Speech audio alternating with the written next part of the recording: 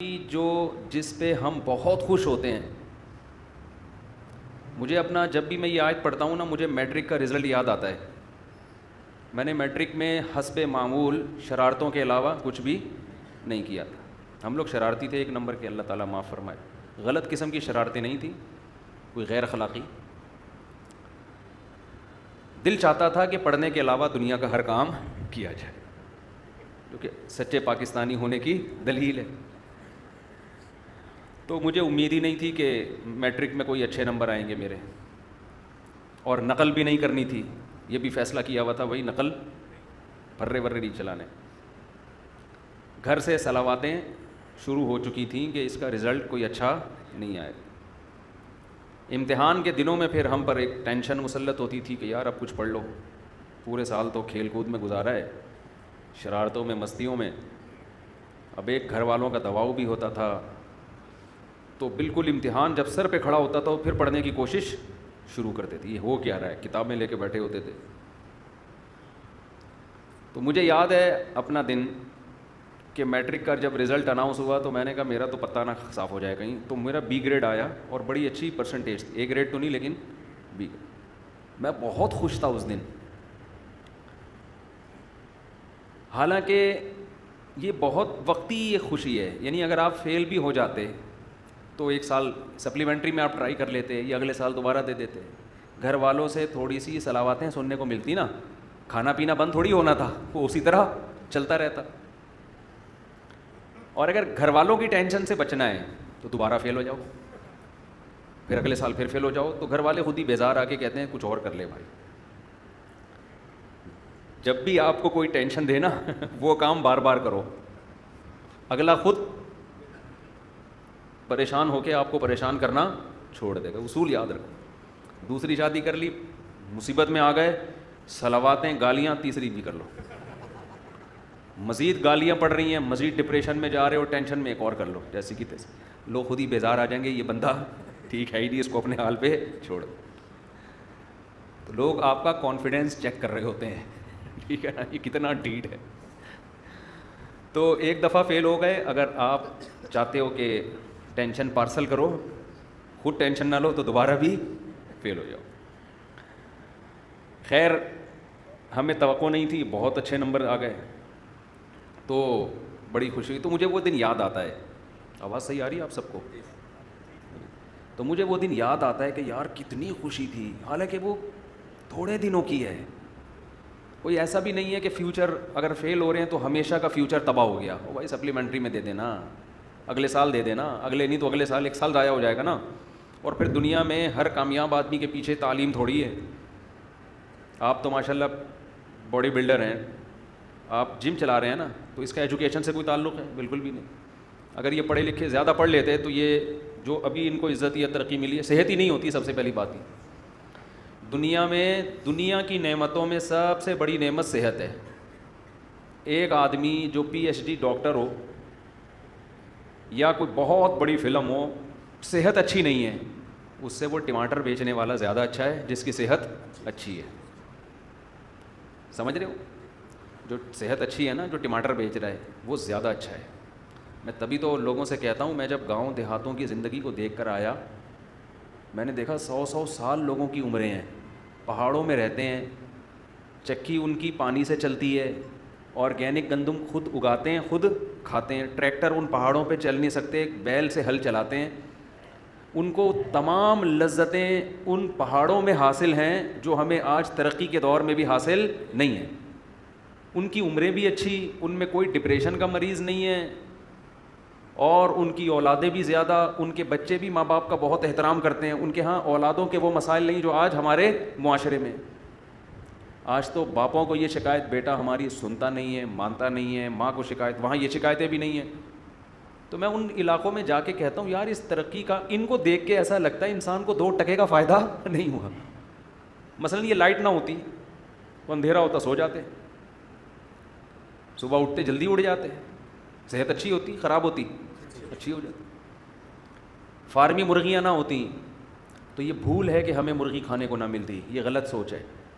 دیسی مرغیاں اتنی زیادہ ان کی پروڈکشن ہو جاتی کہ وہی ہمیں کھانے کو ملتی. اس کی میں ایک دلیل آپ کو یہ دیتا ہوں. جب تک مچھلی کی فارمنگ شروع نہیں ہوئی تھی سمندر کی اور دریا کی آرگینک مچھلی بہت ملتی تھی ہمیں, بہت ملتی تھی. سمندر رزق کے دروازے اس نے کھولے ہوئے ہیں, وہ دے رہا ہے, نکالو کھاؤ. ایک فلسفہ گڑھا گیا کہ یہ جو آرگینک مچھلی ہے یہ ہمارے لیے کافی نہیں ہے. اصل میں یہ بزنس کے نقطۂ نظر سے فارمنگ شروع کی گئی ہے. یار اس کی آواز کنٹرول کریں, میرے کان گونج رہے ہیں فدیر بھائی. بزنس کے نقطۂ نظر سے یہ فارمنگ شروع کی گئی ہے, بزنس کے پوائنٹ آف ویو سے. اس کا نقصان یہ ہوا کہ جب تاجر کو سستے میں اتنی زیادہ مچھلی وہ پیدا کر سکتا ہے تو وہ آرگینک کی طرف جانا اس نے چھوڑ دیا. اس کی پروڈکشن ویسے ہی کم ہو گئی. اب لوگ سیٹ ہو جائیں گے کس پہ آہستہ آہستہ؟ فارمی مچھلی پہ سیٹ ہو جائیں گے. جب فارمی مچھلی پہ سیٹ ہو جائیں گے تو پھر وہ آرگینک بھی وہ ہو جائے گی ونس اپون اے ٹائم کہ ہمارے باپ دادا سمندر سے مچھلی پکڑ گئے یا دریا کی اوریجنل مچھلی پکڑ کے کھایا کرتے. حتیٰ کہ اب آپ فشری جاؤ گے نا, وہاں بھی آپ کو فارمی مچھلی مل رہی ہے. سمندر کے کنارے بھی آپ کو سمندری نہیں مل رہی. تو ہم نے گاؤں دیہاتوں میں بھی وقت گزارا ہے جو فارمی مرغی جانتے نہیں تھے لیکن وہ دبا کے دیسی مرغی کھاتے ہیں. جب کھاؤ کھلائیں گے وہ, اس لیے کہ لوگ پھر پالتے ہیں. تو اگر یہ سائنسی ترقی نہ ہوتی ہم دیسی مرغیوں پہ سیٹ ہوتے, ہم دیسی گندم پہ سیٹ ہوتے, یہ جو کھاد والی یوریا والی گندم ہے یہ نہ ہوتی, بہت کچھ ہوتا. خیر ابھی کیا رونا روئے بیٹھ کے آدمی, آپ لوگ کہیں گے کیا دینی باتیں ہم سننے آئے ہیں, مفتی صاحب نے کیا مرغی اور انڈوں کی باتیں شروع کر دیں. تو جی نام اعمال سیدھے آتے ہیں. میں بات کہاں سے, یہاں سے ادھر سے ہم نے ٹریک بدلا کیسے نا, نہیں وہ تو ہے. ہاں میں رزلٹ کی بات کر رہا تھا کہ میں یہ کر رہا تھا کہ ایجوکیشن اچھی چیز ہے, حاصل کرنی چاہیے, اس سے انسان پڑھا لکھا آدمی, میچور آدمی, بہت کچھ ہوتا ہے, لیکن اس کو بھی اپنے سر پہ بہت زیادہ مسلط کرنے کی بالکل بھی ضرورت نہیں ہے. سب سے پہلے کیا ہے؟ صحت. اگر آپ کوئی چیز اپنے اوپر مسلط کر لو گے تو آپ کی صحت گئی بھاڑ میں, نہیں تیل لینے. سمجھ رہے ہو نا, مسلط تو کرنا ہی نہیں ہے, مسلط صرف آخرت کی فکر, بس جہنم سے بچ جائیں جنت میں چلے جائیں. اس کے علاوہ مسلمان کسی چیز کی ٹینشن بالکل بھی نہیں لیتا. میں آپ کو بتاؤں, میں بہت پڑھے لکھے لوگوں سے بھی ملتا ہوں, سب کی بات نہیں کر رہا, لیکن میں نے بہت سو کو اوپر سے مینٹل ان کا دیکھا ہے تھوڑا سا سیٹنگ آؤٹ, بہت سو کو, تھوڑے نہیں, ہماری بھی ایک زندگی گزر چکی ہے اس معاشرے میں. پورے صحیح سیدھے نہیں, پورے صحیح نہیں ہوتے وہ, پورے صحیح میں نے ان لوگوں کو دیکھا ہے جو کوئی زیادہ پڑھے لکھے نہیں ہوتے. معذرت کے ساتھ میں کوئی ایجوکیشن کی نفی نہیں کر رہا, بلکہ ایسے لوگوں کو بھی دیکھا ہے جو پڑھ پڑھ کے پاگل ہو گئے, بالکل بالکل ہی پاگل ہو گئے, دماغی توازن بالکل خراب. اس کی ایک وجہ تو یہ ہوتی ہے کہ ٹینشن بہت لے لیتے ہیں. امتحان کے دنوں میں کتنی ٹینشن ہوتی ہے پتہ ہے نا آپ, اتنی پاگل ہو رہا. ہمیں تو یاد ہے اپنا زمانہ, اتنی دماغ میں ٹینشن ہوتی تھی کہ اف پیپر ہے, کل پیپر ہے, پرسوں پیپر ہے, کیا ہوگا کیا ہوگا. ایک عجیب, پہلے زمانے میں ہمارے علماء نے جو پڑھا ہے نا جن طریقوں سے, جو بڑے بڑے علامے پیدا ہوئے ہیں, ان میں ایگزام کا کانسیپٹ ہی نہیں تھا. آپ کو تاریخ میں جتنے بڑے بڑے علامے ملیں گے مسلمانوں میں, انگریزوں کا مجھے نہیں پتا, وہ ایگزام ہی نہیں دیتے تھے. وہ ہوتا یہ تھا, کسی کو ٹیچر بنایا, جو جس فن میں ماہر ہے اس کو اپنا ٹیچر بنا کے اس فن کو اس سے سیکھنا شروع کر دیا, بس. کوئی ایگزام نہیں ہے, آپ کی اپنی چاہت پر ہے کہ آپ سیکھنا چاہتے ہو تو سیکھو. امتحان ہم کیوں لیں بھائی آپ سے, امتحان کیوں لیں؟ آپ کا اپنا نقصان ہے اگر نہیں پڑھ رہے, امتحان لے کے ہم نے کیا کرنا ہے. سمجھ میں آ رہی ہے بات؟ تو طالب علم کو یہ احساس ہوتا تھا کہ بھائی میں اگر پڑھوں گا تو میرا فائدہ ہے, نہیں پڑھوں گا تو چھوڑو یار, رکشا چلاؤ, ٹماٹر بیچو, کچھ اور کام کرو. یہ جو مدرسوں میں بھی, ہمارے مدرسوں میں, اور جو ہمارا نظام تبدیل ہوا نا, یہ بھی انگریز کے بر صغیر میں آنے کے بعد ہوا ہے. کچھ چیزیں ہم لوگ مدرسے والوں نے بھی گوروں سے لی ہیں. ایک اثر تو پڑتا ہے نا, اثر تو آتا ہے, ورنہ پہلے یہ سیٹ اپ نہیں ہوتا تھا. بس بھائی علم حاصل کرنا ہے, بیٹھو, جس سے آپ نے قرآن حفظ کرنا ہے, حفظ کرنا شروع کر دو, کوئی امتحان نہیں. حافظ بن جاؤ گے تو ساری دنیا کہے گی بھائی حافظ ہے, نہیں بنو گے تو تمہارا نقصان ہوگا. اس سے طالب علم میں شوق برقرار رہتا ہے. میں جب مدرسے گیا نا تو ہمارے مدرسے میں بھی میرا جو پہلا سال تھا اس میں امتحان کا کانسیپٹ نہیں تھا, تو میں نے بڑی محنت سے پڑھا. جب میں عربی گرامر میں نے پڑھنا شروع کی تو کچھ سوالات تو استاذ پوچھتے تھے, سبق پوچھتے تھے, کچھ میں فرضی سوالات بنا بنا کے اپنے آپ سے پوچھتا تھا. شوق بہت برقرار رہتا ہے ایسے. میں پتہ ہے ایسے جیسے ہم گردانے یاد کرتے ہیں نا, ضربا ضربا ضربو ضرب ضربتا, کس لفظ کا کیا معنی ہے, میں کیا کرتا تھا, پرچیوں پہ لکھتا تھا. کئی سارے صیغے لکھ کے پرچیوں پہ الفاظ لکھے, ان کو آپس میں مکس کر دیا, پھر پرچی اٹھا کے اپنا امتحان لیتا تھا کہ بتاؤ بھائی اس کا مطلب کیا ہے, ٹھیک ہے نا, یہ کون سا صیغہ ہے. تو جب آپ میں پڑھنے کا شوق ہوگا تو آپ پڑھیں گے, نہیں شوق ہوگا تو امتحانوں سے آپ کو ڈپریشن کے علاوہ کچھ بھی حاصل نہیں ہوگا. اور یہ بھی آپ کو بتاؤں, جو امتحان میں پاس ہوتے ہیں, اچھے نمبر لیتے ہیں, ضروری نہیں کہ وہ ان کو آتا بھی ہو. امتحان میں تکے دبا کے چل رہے ہوتے ہیں. ہمیں کئی بار ایسا ہوا کہ ہم نے امتحان پورے سال پڑھا نہیں, رات کو ایک سوال دیکھ کے چلے گئے, اتفاق سے وہی آ گیا, چھاپ کے آ گئے. اور جو پورے سال پڑھتا رہا اس نے وہ والا سوال نہیں دیکھا, صبح پیپر میں وہ والا سوال آ گیا. وہ ان پڑھ ہو کے اس کے, وہ پڑھا لکھا ہو کے نمبر کم, اور ہم نے نہیں پڑھا اور نمبر ہمارے زیادہ. تو یہ تکے چل رہے ہوتے ہیں. تبھی جو کمپنیاں ہیں نا, جو صحیح کمپنی ہے, وہ آپ کے فن کو دیکھتی ہیں کہ آپ کو آتا کیا ہے. آتا ہے تو ٹھیک ہے, آ جا, نہیں آتا چل بھائی نکل یہاں سے. وہ ڈگریاں کہہ رہے ہیں اپنی پینٹ میں رکھو اس کو, ہمارے کسی کام کی نہیں ہے. ایک صاحب میرے پاس آئے, کہنے لگے میرے پاس کوئی ڈگری شگری نہیں ہے, سب جعلی بنوائی ہے میں نے, تجربہ بہت ہے. آج کل ایک کمپنی میں ایچ آر مینیجر لگا ہوا ہوں. ایچ آر مینیجر بڑی فلم ہوتی ہے. تو میں نے کہا تمہیں, کہہ رہے بس ہم ایسی ٹوپی کرا کے نا کمپنیوں میں گھستے گھستے یہاں تک پہنچ گئے. کہہ رہا ہے لیکن بھاری بھرکم تنخواہیں مل رہی ہیں مجھے, کیونکہ میں کام ان لوگوں سے زیادہ کر کے دے رہا ہوں جو پراپر پڑھے ہوئے, ڈگریاں بنا لی تھی اس نے. تو کہاں سے کہاں بات چلی گئی. جو اصل بات میں آپ سے عرض کر رہا تھا, یہ تو درمیان میں یہاں بات آ گئی نا. اصل بات میں عرض کر رہا تھا کہ موضوع میں تو ابھی آ رہا ہوں انشاءاللہ سورہ الحاقہ کی طرف, لیکن کچھ بیچ میں غریبیاں بھی چلتی ہیں. تو بار بار آپ سے عرض کرتا ہوں, کیونکہ اتنے ڈپریشن کے مریض آ رہے ہیں ہمارے پاس پورا ہفتہ, tension depression stress, tension depression stress, یہی لفظ سن سن کے بیزار ہو گئے ہیں. تو کیوں لے رہے ہو ٹینشن یار, اپنی صحت پہ کبھی کمپرومائز نہ کرو, اور اللہ پہ اعتماد اور توکل کرو گے تو ٹینشن ختم ہوگی. اللہ پہ اعتماد نہیں ہے نا, اسباب پہ نظر ہیں, یہ کروں گا تو یہ ہو جائے گا, یہ نہیں کیا تو یہ نہیں ہوگا, تو گئے بس کام سے. جب ڈکشنری سے اللہ نکل جاتا ہے نا, پھر آدمی کہتا ہے اگر میں یہ کروں گا تو یہ ہوگا, یہ نہیں کروں گا تو یہ نہیں ہوگا, اور یہ کیا جا نہیں رہا ہے مجھ سے. یعنی وہ کہتا ہے اگر میں پڑھوں گا تو عزت ملے گی, پیسہ ملے گا, نہیں پڑھوں گا تو نہ عزت ملے گی نہ پیسہ ملے گا. تو چلو پڑھ لو. اب پڑھنے کے لیے بیٹھا ہی نہیں جا رہا اس سے, پڑھائی کے لیے بیٹھا ہے تو کتاب نہیں پڑھی جا رہی, پڑھ رہے تو سمجھ میں نہیں آ رہی, کسی ٹیچر کو رکھوایا وہ بھی نہیں سمجھا پا رہا, 6 دفعہ سمجھا رہا ہے تو بھی سمجھ میں نہیں. ہر آدمی کا مینٹل لیول ایک جیسا تھوڑی ہوتا ہے. پھر آدمی کہتا ہے کیا عذاب میں پھنس گیا یار میں, پھر الٹے خیالات. ابے میرا وہ فلاں دوست تو پڑھ لیا تو امریکہ چلا گیا, تو بیٹا گٹر کے ڈھکن صاف کرے گا بیٹھ کے, اپنا فیوچر تو دیکھ لے. میں نے اپنی زندگی میں اس طرح لوگوں کو اپنے سامنے پاگل ہوتے ہوئے دیکھا ہے.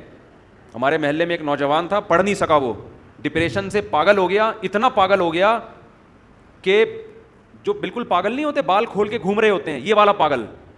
کبھی ٹریفک پولیس والا بنا ہوتا تھا, وہ حقیقت ہے, جیسے پاگل والی حرکتیں ہوتی ہیں. ایک دن کیا ہوا, مین روڈ بلاک کر دیا اینٹوں سے, اور ٹریفک پولیس والا بنا ہوا ہے, گاڑیوں کو یوں کر کے روک رہا ہے, ایسے کر رہا ہے. چلو عجیب یعنی بالکل ہی قابل ترس ہو گیا. وہ ہوا کیا, پڑھنے کی اس کی چاہت تھی لیکن پڑھ نہیں سکتا. تو یہ بہت سے لوگوں میں ہے, کوئی ترقی کرنا چاہتے ہیں, ہو ہی نہیں پاتی ترقی. تو آپ کا کام کیا ہے, سب سے پہلے اپنی کھوپڑی کو ٹینشن سے آزاد. اس کے 2 موٹے اصول ہیں. ویسے تو اس پر میرے مستقل آپ کو بیانات ملیں گے, آڈیو بیان ہے, یوٹیوب پہ آپ سرچ کریں, ڈپریشن کا علاج, ٹینشن کا علاج, یہ سرچ کریں. لیکن اس کے علاوہ 2 چیزیں ہلکی پھلکی. ایک تو یہ سمجھ لو دنیا مسافر خانہ ہے. مسافر خانے کا مطلب یہاں ٹینشن ختم کرنے کی کوشش ہی نہیں کرنی ہے. اس کی کوشش کرو گے نا بہت زیادہ تو یہ بڑھے گی, کم نہیں ہوگی. جیسے وسوسہ ایسی چیز ہے, جتنا دماغ سے نکالو گے اتنا ہی دماغ میں گھسے گا. اگر آپ واش روم میں بیٹھ گئے, پیشاب کرنے کے بعد آپ نے کہا قطرہ آنا جب بند ہوگا تو میں اٹھوں گا, قیامت آ جائے گی, آپ کا قطرہ آنا بند نہیں ہوگا. سمجھ رہے ہو نا؟ جو وہمی ہوتے ہیں نا ان کے ساتھ ایسا ہی ہوتا ہے, وہ بیٹھے رہتے ہیں, چکر آنا شروع ہو جاتے ہیں, قطرہ بند نہیں ہوگا ان. کیوں؟ آپ کے پیشاب کا آپ کے مائنڈ سے, دماغ سے تعلق ہے, کیونکہ آپ کی توجہ وہاں ہے. جب وہاں توجہ, یہ جو ہمارا قضائے حاجت کا جو سسٹم ہے نا, پیشاب اور قضاء, اس کا ہمارے دماغ سے بہت گہرا تعلق ہے. تبھی تو ایک دم جیسی خوف ہوتا ہے فوراً قبض کھل جاتا ہے آدمی کا. کسی کو بہت زبردست قبض ہو نا, ٹوٹ نہ رہا ہو, رات کے اندھیرے میں چڑیل بن کے ڈرائیں اس کو, فوراً واش روم بھاگے گا وہ. پرانے سے پرانے قبض کا بہترین علاج ہے یہ, حقیقت. تو جب آپ واش روم میں بیٹھے ہوئے اور توجہ ساری آپ کی پیشاب کی طرف ہے, سوال ہی پیدا نہیں ہوتا کہ وہ رک جائے. بیٹھے رہو. اس کا علاج ہے کہ تھوڑی دیر بیٹھو, جب خیال ہونے لگے کہ یار اب بند ہو گیا ہوگا, استنجا کرو, پتلی گلی سے نکل لو, ٹھیک ہے نا. تو کدھر سے کدھر کھچڑی پک رہی ہے آج بیان میں, شروع سے ہی کھچڑی پکنا شروع ہو گئی ہے. تو میں اصل بات یہ کہہ رہا تھا کہ ٹینشن سے بچنا ہے نا, کیونکہ بہت زیادہ لوگ ہیں پریشانی میں. تو ہاں میں یہ عرض کر رہا تھا کہ خیالات کو جب آپ نکالو گے تو خیال دماغ سے نکلے گا نہیں, وہ اور آئے گا. جو وسوسے کے مریض ہوتے ہیں نا, کہتے ہیں غلط غلط خیالات آتے ہیں, تو ان کو ہم کبھی بھی نہیں کہتے کہ ان خیالات کو نکالو, وہ بھائی نکالو گے تو وہ اور آئیں گے. دماغ کو ہٹانے کا طریقہ یہ ہے کہ ہٹانے کی کوشش ہی نہ کرو, جو آ رہے ہیں آنے دو, اپنے آپ کو بزی کر لو. بس یہ نہیں کرو کہ یہ نہیں آئے, یہ نہیں آئے, یہ نہیں آئے. وہ میں بہت دفعہ ایک تعویذ والا قصہ سنا چکا ہوں, ایک اور دفعہ سنا دیتا ہوں, آج نئے لوگ زیادہ لگ رہے ہیں, اس سے یہ بات سمجھ میں آئے گی. ایک پیر صاحب نے کسی کو تعویذ دیا, لاکھوں روپے لے لیے اور کہا کہ یہ تمہارا تعویذ اس وقت کام آئے گا جب تم یہ تعویذ کو لے کے جب گھر میں داخل ہو تو تمہارے دماغ میں کالے کتے کا تصور نہیں ہونا چاہیے. اب کس پاگل کے دماغ میں کالا کتا ہوتا ہے گھر میں داخل ہوتے ہوئے یار, کھوپڑی میں خام میں اس میں کالا کتا ڈال دی. اب اس نے کہا لاکھوں روپے کا تعویذ نہ برباد ہو جائے تو کالا کتا دماغ سے نکالو, ورنہ لاکھوں روپے کا تعویذ کیا ہو جائے گا, برباد. اب یہ تعویذ گھر میں لے کے گھر کو چلا ہے اور کہہ رہا ہے یار کالا کتا دماغ میں نا, یار یہ دماغ میں تو کالا کتا آ رہا ہے, اس کو نکالو, کالے کتے کو نکالو نکالو نکالو, نہیں نکلا. یہاں تک کہ گھر کے قریب پہنچ گیا, اب تو اور آ رہا ہے, ابے نکل دماغ سے, نہیں نکل رہا.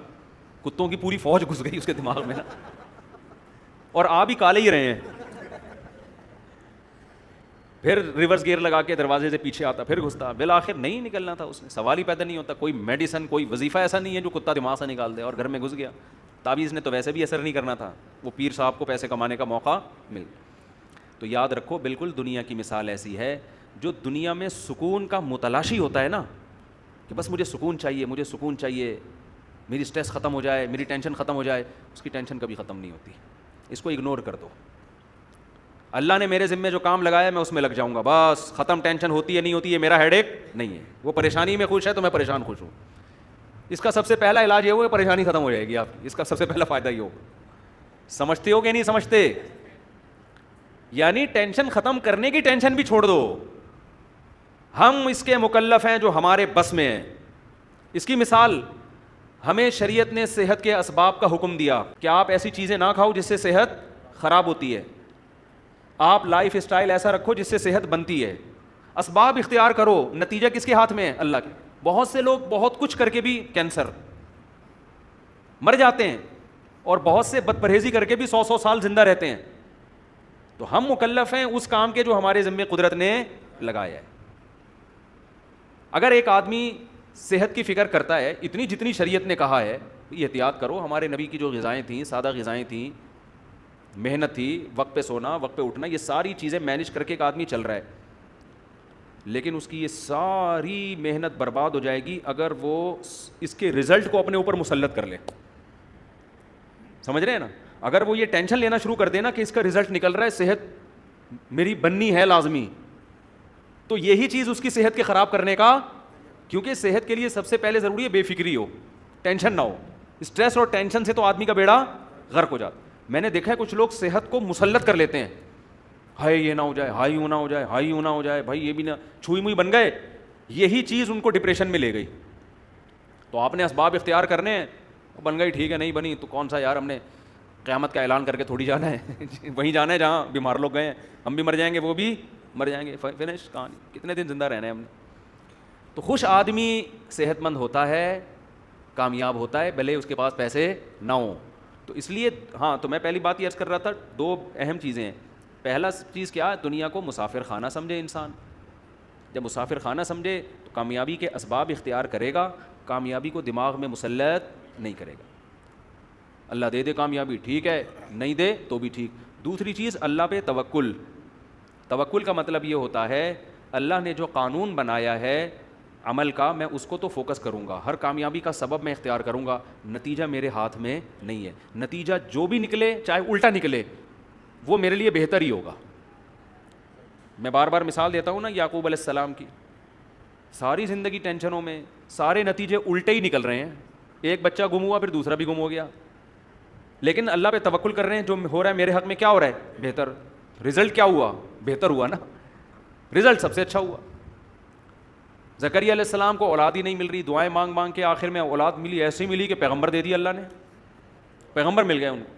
تو یعنی حضرت حکیم الامہ مولانا شرف علی تھانوی رحمہ اللہ تعالیٰ فرمایا کرتے تھے, یعنی ان دو باتوں کا میں خلاصہ بیان کر رہا ہوں ان کی زبان میں, کہ رضا بالقدر, اپنے آپ کو اللہ کے حوالے کر دے, اپنے آپ کو اللہ کے سپرد, کہ جو میرے ساتھ ہوگا وہ میرے حق میں بہتر, بس میں اس پہ راضی ہوں, میں خدا نہیں ہوں, خدا کوئی اور ہے, بس جو ہوگا کیا ہوگا بہتر. لیکن اس کا دیندار لوگ غلط مطلب لیتے ہیں, جو ہوگا بہتر ہوگا لہٰذا بھاڑ میں جائے, جو مرضی کرنا ہے کرتے رہو بیٹھ کے, ہوگا تو وہی جو اللہ چاہے گا. یہ غلط مطلب ہے. ابے شوگر کا مریض لڈو کھا رہا ہے بیٹھ کے, اس کو کوئی سمجھا رہا ہے بھائی یہ تیرے کھانے کی چیز نہیں ہے, مرے گا, وہ کہے گا میں اللہ کی تقدیر پہ کیا ہوں, راضی ہوں. یہ مطلب نہیں ہے. آپ نے حماقتوں کے سارے کام کر لیے, آپ کمانے کی کوشش نہیں کرتے, جب بیوی بچے صلواتیں سناتے ہیں ڈپریشن میں جاتے ہیں, اور پھر جب ڈپریشن اسٹریس ہوتی ہے تو آپ کہتے ہیں مفتی صاحب نے کہا ہے کہ اسلام یہ کہتا ہے کہ کسی چیز کی ٹینشن نہ لو, لہذا میں اس کی ٹینشن نہیں لے رہا. یہ مطلب ہرگز نہیں ہے. اپنی طرف سے آپ نے کامیابی کے تمام اسباب اختیار کرنے ہیں, پھر نتیجے کی ٹینشن نہیں لینی, پھر اللہ کی مدد ہوگی. اگر اپنی حماقتوں کی وجہ سے آپ پر آزمائشیں آئی ہیں, اس میں اللہ آپ کے دل کو صبر کے لیے نہیں تھامتا. علماء کہتے ہیں آپ کی حماقت سے جو پریشانی آئے گی اس میں آپ کو صبر کی توفیق نہیں ملتی. آپ نے کام صحیح کر رہے, پھر بھی اللہ کی طرف سے آزمائش آ گئی, اس آزمائش میں اللہ کی طرف سے صبر کی توفیق ملتی, اللہ دل کو تھام لیتا ہے. آج کل جو آزمائشیں اور ٹینشنیں آ رہی ہیں وہ اللہ کی طرف سے نہیں آ رہی, وہ میری اور آپ کی حماقتوں سے آ رہی ہیں. سمجھتے ہو ان میں سب سے بڑی حماقت جو ہماری پاکستانی قوم کا بلکہ اکثر مسلم قوم کا المیہ ہے, وہ حماقت ہے سستی اور کاہلی. یہ جو میں باتیں کرتا ہوں میں اپنے لیے بھی کرتا ہوں کہ مجھے بھی ہدایت ملے. آپ یہ نہ سمجھیں مفتی صاحب پتہ نہیں کتنے چست اور ایک دم صبح 4 بجے اٹھ کے ان کی ایکٹیویٹی شروع, اور ایک دم یہ نہیں, میں اپنے لیے بھی کر رہا ہوتا ہوں کہ مجھے بھی اللہ توفیق دے. ہم لوگ کسی بھی چیز کے اسباب کو بالکل بھی اختیار بولو نہیں کرتے. جیسے آپ کا پڑھائی میں دل نہیں لگ رہا, نہیں دماغ لگا, چھوڑ دو پڑھائی, لیکن جس کام میں دل لگ رہا ہے وہ تو کرو, پھر ٹھیک ہے کچھ اور تو کرو, ٹھیلا ہی لگا لو. یہ جو سارا دن پڑے ہوئے ہیں نا پوستیوں کی طرح, یعنی دیکھو ایک ہوتا ہے آرام. آرام کی ڈیفینیشن کیا ہے؟ جب آپ اہم کاموں میں تھک جائیں تو باڈی کو کیا دیں؟ آرام. تو آرام مقصد نہیں ہوتا, آرام اہم کاموں کے لیے باڈی کو دوبارہ سے تیار کرنا, اس کو کیا کہا جاتا ہے؟ ریسٹ. سمجھتے ہو اس کو کیا کہا جاتا ہے؟ ریسٹ. ہمارے ہاں المیہ یہ ہے آرام مقصود ہے, کام جب سر پہ مجبوری میں عذاب میں ٹینشن میں آتا ہے نا کہ مر نہ جاؤں, پھر کام کرنا شروع کر دیتے ہیں. نہیں آ رہی میرا خیال ہے بس. ہر آدمی کی خواہش ہے میں پڑھا رہا ہوں آرام سے, اللہ یہ کہ کوئی آسمانی آفت نہ آسمان نہ پھٹ جائے, کوئی بہت بڑا عذاب نہ آ جائے میرے اوپر. جیسے آپ دفتر جاؤ گے تو دفتر آپ اس وقت تک نہیں پہنچتے جب تک کہ آپ کو یقین ہے کہ اب مزید لیٹ ہوا تو اب باس کی طرف سے صلواتیں سننے کو ملیں گی, اب اٹھنا مجبوری بن چکی ہے. تو اس کا مطلب آرام اصل تھا, کام کیا ہو گیا؟ ایک جزوی. یہی ہو گیا کہ نہیں ہو گیا؟ تو یہ لائف اسٹائل صحیح نہیں ہے. اس میں آپ کو اگر ناکامی ملے گی تو یہ ناکامی اللہ کی طرف سے نہیں ہے, یہ کس کی طرف سے ہے؟ آپ کی طرف سے. آپ اگر صبح شام الٹی سیدھی چیزیں پھوڑ پھاڑ کے آپ نے برابر کر دی ہیں اور پھر آپ کا کولیسٹرول لیول بڑھ گیا, آپ کو ہارٹ کے مسائل شروع ہو گئے, آپ کو شوگر, آپ کے گردے میں مسئلے, تو یہ بیماری اللہ کی طرف سے نہیں ہے. یہ کس کی طرف سے میرے بھائی؟ آپ کی اپنی حماقتوں کی وجہ سے. اس لیے ان بیماریوں میں آج کل بیماریوں میں عام طور پہ صبر کی توفیق مل نہیں رہی ہوتی ہے. ٹھیک ہے نا, کیونکہ یہ کس کی حماقتوں سے ہوتی ہیں؟ اللہ کی. اور اس میں تسلی بھی نہیں ملتی. جب آدمی روتا ہے کہ وہ اس وقت مجھے کہہ رہے تھے یہ نہ کھا یہ نہ کھا. میں آپ کو ایک صحت کی چھوٹی سی بات بتا دوں, آپ روزے رکھنا شروع کر دو, اتنی خاندانی صحت ہو جائے گی نا کہ ایسی خاندانی ہو جائے گی کہ بس پوچھو ہی نہیں. روزہ ایسا ہی صحت کے لیے ایسی مفید چیز ہے, بڈھوں کو جوان کر دے ایسی چیز ہے یہ, سمجھ رہے ہو؟ اس کو ہلکا نہ سمجھو آپ. اس پہ اب آج کل بڑی جدید ریسرچ, تجربے سے بڑھ کر کوئی دلیل ہوتی ہے؟ آپ چند دن روزے رکھو, آپ کی آنکھیں روشن ہونا شروع ہو جائیں گی, ایسے ہلکے پھلکے, اور پھر کم کھانے کی عادت پڑ جائے گی آپ کو.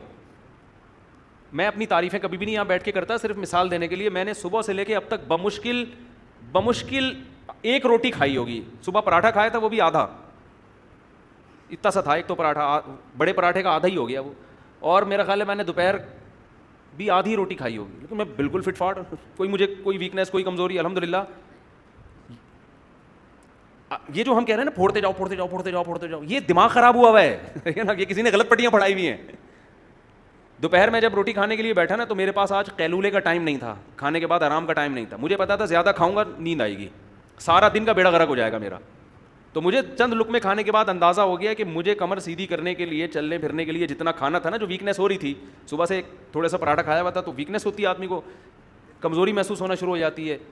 تو مجھے اندازہ ہو گیا کہ اتنے نوالے میں نے پیٹ میں ڈال دیے کہ اب میری کمر سیدھی ہو گئی, وہ جو ویکنیس ہو رہی تھی وہ ختم. تو میں نے ہاتھ روک لیا اپنا, کیونکہ اب میں مزید کھاتا تو لمبا ہونا پڑتا مجھے.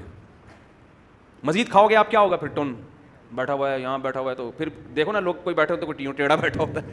پاکستانی کو کبھی آپ سیدھا نہیں دیکھو, کھڑا ہوا ہوگا تو ٹیڑھا کھڑا ہوگا, بیٹھے گا تو ٹیڑھا. وجہ کیا ہے, اتنا پیٹ بھرا ہوا ہے کہ سیدھا ہوا ہی نہیں جا رہا اس سے. آپ زیادہ کھاؤ گے آپ کو غنودگی آئے گی. پھر اس میں بعد بھی میں نے تھوڑا سا کیلولا کیا ہے, کیونکہ تھوڑی سی بھی روٹی کھاؤ تو ہلکی پھلکی نیند آتی ہے. وہ کیلولا کیا ہے, عصر کی اذان 5:15 پہ اور نماز 5:30 پہ. تو میں 5:15 پہ لیٹا ہوں, 5:30 کا الارم لگا کے, سمجھتے ہو اتنی دیر میں جو آنکھ لگی ہے, پھر بھاگتا ہوا آ کے وضو کر کے جماعت میں شامل ہو گیا تو فریش ہو گیا. اتنی نیند کافی ہوتی ہے اگر آپ کھانا کھا لو. تو یہ جو پھوڑنا پھاڑنا, ادھر سے یہ کھا لیا ادھر سے متصل لہلا لیا, سب کچھ کھا لیا, ادھر سے یہ کھا لیا ادھر سے یہ کھا لیا, یا تو بہت آپ نے ایکسرسائز کی ہو کہ بڑے بڑے ویٹ اٹھائے ہوں آپ نے, اور پھر آپ کی باڈی مانگ رہی ہو کہ کھا جا اس کو, اگر ابھی کھانا نہیں ملا تو یہ انسانوں کو کھا جائے گا, اتنی بھوک لگ رہی ہے. پھر پھوڑتے ہوئے مزہ بھی آتا ہے یار, صبح سے ہم نے کون سا کوئی ویٹ لفٹنگ کی ہے. تو یہ رمضان کے حوالے سے بھی بات ہو گئی نا کہ روزہ جو ہے نا, روزہ ایسی خاندانی چیز ہے, صحت کے لیے بہت ہی مزے کی چیز ہے یہ. لیکن روزے میں 2 چیزوں کا خیال کر لیں, بس میں یہ کر کے پھر اصل ٹاپک کی طرف آتا ہوں. روزے میں 2 چیزوں کا خیال کر لینا چاہیے کہ جن کی عمر 40 سال سے اوپر ہے نا, وہ روزے میں روٹی چاول چھوڑنے کا ان کے پاس بہترین موقع ہے. کم کر دیں یہ, باقی چیزیں پھوڑیں آپ, ٹھیک ہے نا, گوشت پھوڑیں, کھجوریں پھوڑیں, دودھ پھوڑیں. یہ صرف تجربہ کر لیں کہ رمضان میں آپ نے روٹی اور چاول کیا کر دینا ہے, کم. چاٹ بھی کھائیں آپ, میرا تجربہ ہے, ہو سکتا ہے یہ ان کی رائے کچھ اور ہو, میں تو اپنا تجربہ شیئر کر رہا ہوں. پروفیشنل آدمی تو یہ ہیں, یہ آپ کو بتائیں گے کیا کرنا, کیا کھانا ہے کیا نہیں کھانا, لیکن میں اپنا تجربہ شیئر کر رہا ہوں کہ آپ جب افطاری کے لیے بیٹھتے ہیں نا, نفلی روزہ بھی رکھیں کبھی, افطاری کے لیے بیٹھتے ہیں آپ, کالے چنے کی چاٹ کھا لیں, آپ سفید چنے کی چاٹ کھا لیں, ہر وہ چیز جس میں کاربوہائیڈریٹ کارب کم ہو. گندم جو ہے نا, یہ جو روٹی آج کل ہم کھا رہے ہیں نا, یہ ویسے چینی سے بچ رہے ہیں لوگ. روٹی کھا لی تو بس گڑ کھا لیا آپ نے, ٹھیک ہے نا. روٹی میں بہت زیادہ, تبھی تو روٹی کھا کے ٹون ہوتا ہے آدمی. افطاری میں بہت سے لوگ کہتے ہیں ہم افطاری کھا کے نڈھال ہو جاتے ہیں, اٹھا ہی نہیں جاتا. آپ افطاری میں لیمن کا شربت پئیں اور یہ چاٹ ماٹ کھا لیں, روٹی نہ کھائیں, تو آپ نہیں نڈھال ہوں گے اور فریش ہو جائیں گے آپ. سمجھتے ہو کہ نہیں سمجھتے؟ تو افطاری میں یہ رمضان جو ہے صحت بنانے کا ایسا بہترین, اور اس سے پھر آپ کو پورے مہینے جب آپ کنٹینیو یہ روٹین رکھیں گے آپ کو عادت پڑ جائے گی. میں نے اکثر دیکھا ہے رمضان گزرنے کے بعد عید میں زیادہ بھوک لگتی نہیں ہے, پھر بلکہ پیٹ خراب ہو جاتا ہے زیادہ کھا لو گے آپ. تو قدرت نے آپ کو ایک بہت اچھی سہولت دے دی کہ اب آپ عید کے دن تھوڑا کنٹرول کر لیں, آپ کو کنٹرول کرنے کی عادت پڑ گئی ہے. لیکن ہم پیٹ خراب کر کر کے نا اس عادت کو کیا کرتے ہیں, عید کے دن تھوڑا سا کھائیں گے پیٹ بھر جاتا ہے. لیکن ہم کہتے ہیں یار میں نے رمضان سے پہلے تو یہ پوری پلیٹ بھر کے کھائی تھی, تو میرا آدھی میں کیوں بھر گیا پیٹ. اب پیٹ کہہ رہا ہوتا ہے نہیں ضرورت, آپ نے کہا نہیں میں تو ٹھوسوں گا, میں تو ٹھوسوں گا, وہ ٹھوس کے پھر وہی ہو جاتا ہے, تھوڑے دن مر جائیں گے اور دھماکے پٹ پٹا جائیں گے. اور کیا ہو, مرنا بھی اتنا مسئلہ نہیں ہے بھائی, جتنے دن جیو صحت کے ساتھ جیو, خوشی کے ساتھ جیو, دماغ فریش ہو, آنکھوں کی روشنی صحیح ہو. تو یہ کھانے سے اس کا بڑا گہرا تعلق ہے. بھوک سے مرنے والے دنیا میں انگلی پہ گنے ہوئے لوگ ہوں گے, کھا کے مرنے والے جتنے اس وقت لوگ مر رہے ہیں 99% وہ ہیں جو کھا کے مرے ہیں. قبرستان میں جاؤ, اگر قبروں پہ موت کی وجہ لکھی ہوئی ہو نا, ایک بھی ایسا نہیں ہے جس میں لکھا ہوگا ان کو کھانے کو نہیں ملا تھا اس لیے مر گئے. ایک بھی ایسا نہیں. جتنے مردے پڑے ہوئے ہیں نا, حضرت کو ہارٹ اٹیک ہوا تھا, کیوں ہوا تھا, کولیسٹرول لیول بڑھ گیا تھا, کولیسٹرول لیول سے کیا ہوا جی, رگیں بلاک ہو گئیں, تو کیا تھا اصل میں, گھی کے پراٹھے بہت کھا لیے تھے انہوں نے, بہت زیادہ پھوڑ دیے تھے. اس دن رات کو جب یہ آئے, اتنا کھایا انہوں نے, اتنا کھایا کہ صبح پولیس بھی ان کو نہیں اٹھا سکتی. ٹھیک ہے, ایسا مرے ہیں یہ. تو جتنے آپ کو ملیں گے ایسے ہی ملیں گے. تو یہ ہمارے مذہب کی بھی تعلیمات ہیں. نبی صلی اللہ علیہ وسلم نے فرمایا کہ سب سے بہترین زمانہ میرا ہے, پھر اس کے بعد والا, پھر اس کے بعد والا. پھر فرمایا جھوٹ پھیل جائے گا معاشرے میں, اور پھر آپ نے فرمایا موٹاپا پھیل جائے گا. تو موٹاپے کا کیا مطلب, پھوڑنے پھاڑنے والے لوگ آئیں گے. تو یہ ہمارے مذہب کی بھی تعلیمات ہیں کہ انسان کھانے پینے میں کیا کرے, تو روزہ اسی وجہ سے تو رکھوایا جاتا ہے کہ پڑھنے پڑھنے کی عادت کو ختم کرو. سمجھتے ہو کہ نہیں سمجھتے؟